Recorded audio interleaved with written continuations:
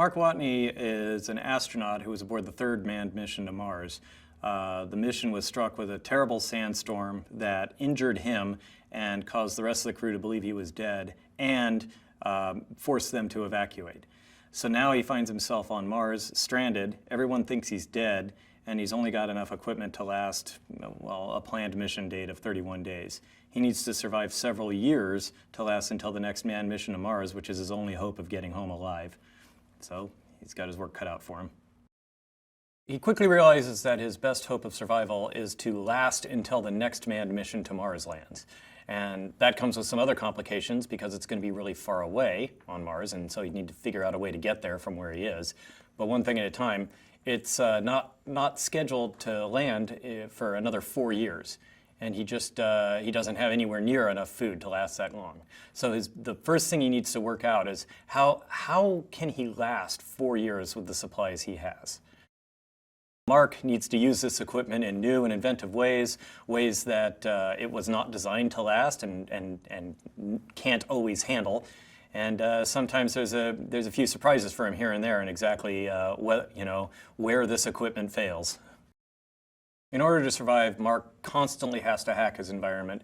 He constantly has to try to find new ways to use existing equipment for unexpected purposes. He needs to find a way to make more water. He needs to figure out how to make food. He needs to collect a bunch of carbon dioxide from Mars's atmosphere so he can run it through some equipment to make oxygen, and so on and so forth. Mark works out that he has enough food to last about 300 days, but it's going to be about 1,400 days until the next manned mission lands. So obviously there's a shortfall there that he needs to find a way to survive through. He quickly realizes he's going to have to grow his own food. Fortunately, he's a botanist, and he specifically knows how to grow plants.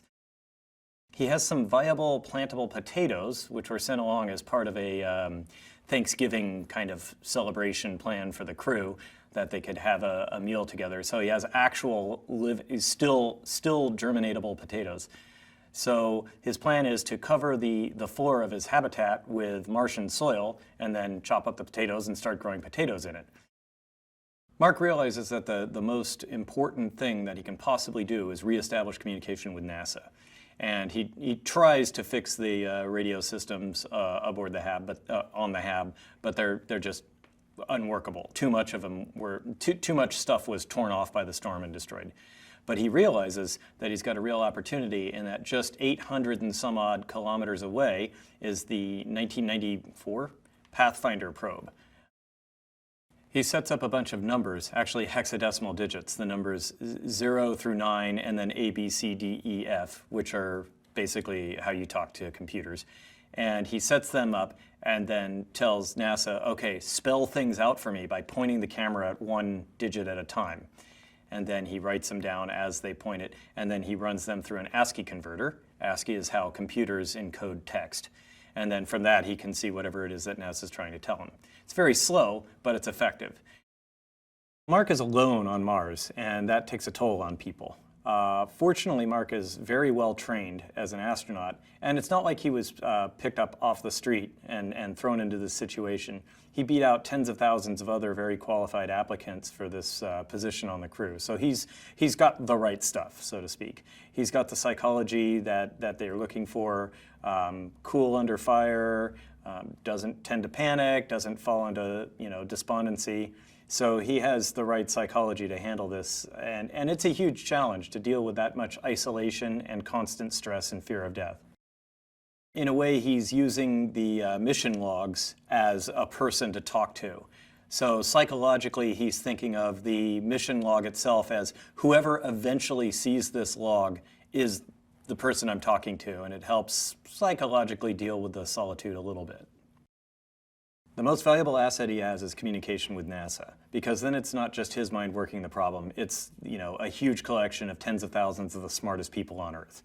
So that's a very good resource to have.